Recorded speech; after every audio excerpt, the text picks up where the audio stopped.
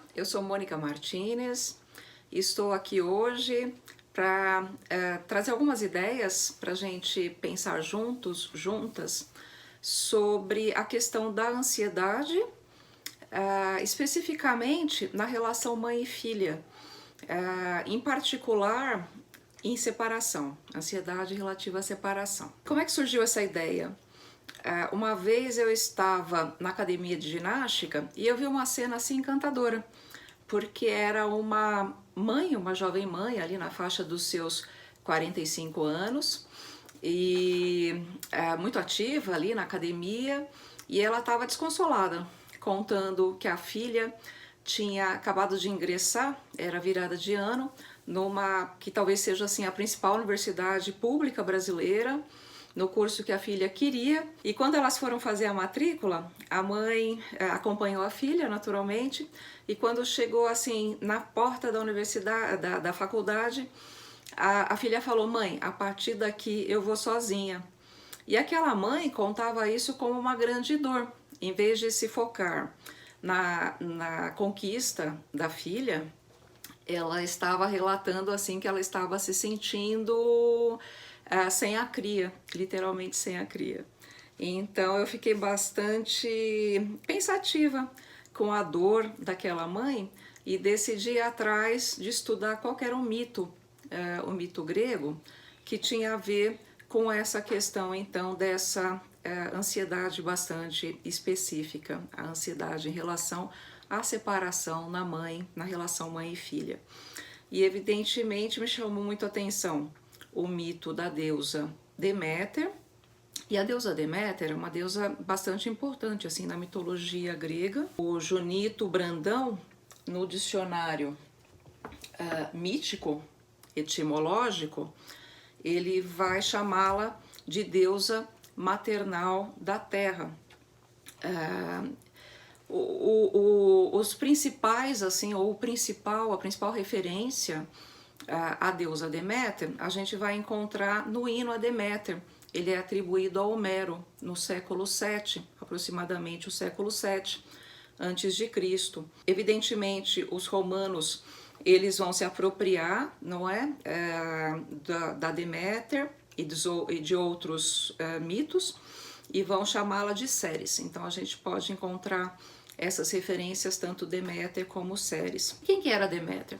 Deméter, no panteão grego, ela era irmão de Zeus, e eles viviam ali tranquilamente no Monte Olimpo. E o Zeus, quem que era Zeus? Ele era o grande deus ali, era conhecido como o deus dos raios e trovões, e ele era um deus, como a gente depreende, não é, dos raios e trovões, bastante ativo, bastante namorador também, né? A gente tem que lembrar que naquele contexto dos gregos a gente tinha uma sociedade fortemente patriarcal e escravagista. Zeus tinha uma esposa, era uma esposa extremamente ciumenta, que vai encarnar ali, não é, o arquétipo então da esposa. Deméter não, Deméter sempre vai estar nos falando dessa faceta do feminino ligada então à maternagem. Com Zeus, Deméter vai ter Coré. Coré, em grego, significa jovem moça, tanto que em arquitetura tem um tipo de coluna que simula jovens esguias, que vai ser chamada também de Coré. E qual que é a história de Coré? Coré era uma jovem encantadora, tanto que Homero vai dizer Coré de tornozelos elegantes, de tornozelos finos. Então a gente imagina aquela jovem assim que está como um broto, né? Esguia, alegre, bonita. E numa eterna primavera, o mito também de Deméter, ele vai estar falando sobre essa questão de como as estações surgem, né?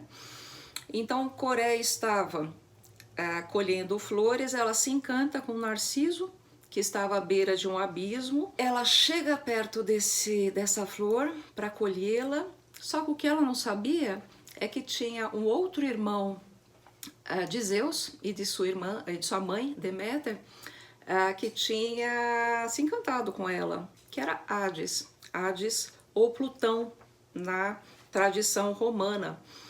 E o Hades, o que, que ele faz? Ele rapta Coré. Ele rapta, e o que, que a gente vai ter? A gente vai ter uma mãe ali que fica desconsolada.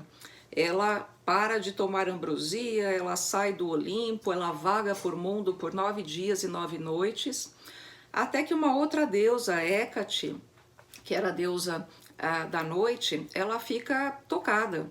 E ela vai até Deméter e relata que não tinha visto nada.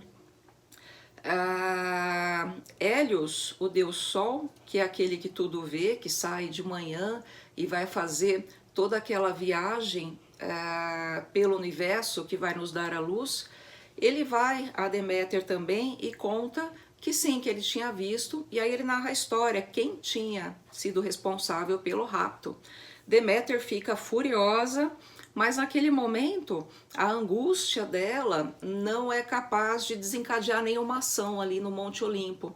Então o que ela faz? Ela continua vagando pela Grécia e ela vai para uma cidade que fica pertinho ali de Atenas, fica a cerca de 20 quilômetros de Atenas, Eleusis. Ela é acolhida por uma família poderosa local para cuidar de um filho temporão que tinha nascido ali. Então, naquele momento, ela se apresenta como idoso, uma anciã, e com o tempo aquela família vai perceber que ela tinha uma natureza ali que era especial.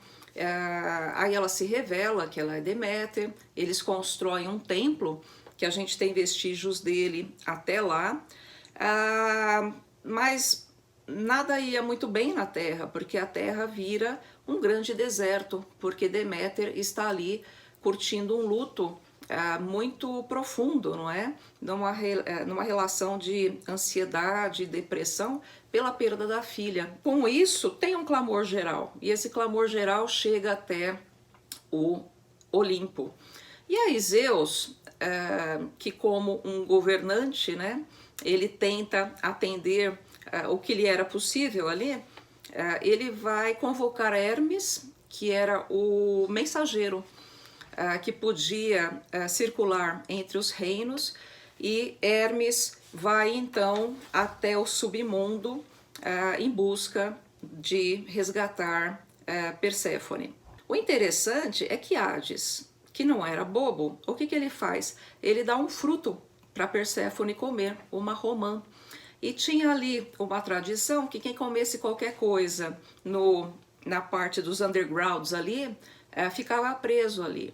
Então, a parte da história que eu gosto mais, e aí não está em Homero, está em alguns outros autores, é que Perséfone sabia o que estava fazendo ali ao comer aquele fruto. Por quê? Porque naquele momento ela tinha se tornado rainha de um reino poderoso.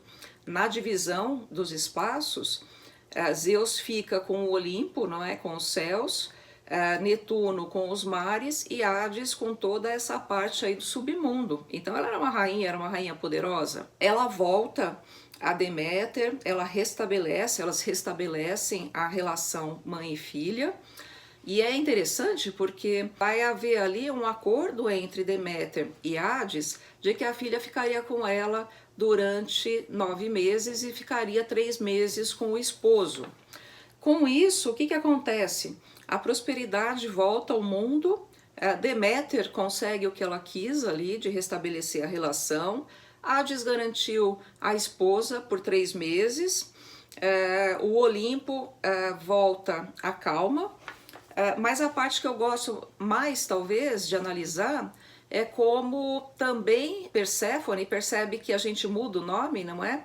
Ela primeiro era conhecida como a jovem virgem, e depois ela passa a ser conhecida como Perséfone, ou Proserpina, para os romanos, que é a rainha desses undergrounds, desse submundo. E ela conquista um espaço, uma nova identidade, um novo papel social. O papel social, então, da rainha, da senhora de um reino, da senhora de si mesma, e também de esposa, uma esposa ali de um Deus que era um Deus poderoso. Eu me lembrei também dessa história, desse mito, ou dessa história sagrada, desse mito em relação à questão da ansiedade, quando recentemente no consultório eu ouvi uma jovem cliente, uma jovem analisanda, que está grávida e estava relatando essa ansiedade em relação a como que ela ia explicar sobre relacionamentos amorosos para o bebê, que no caso é uma menina.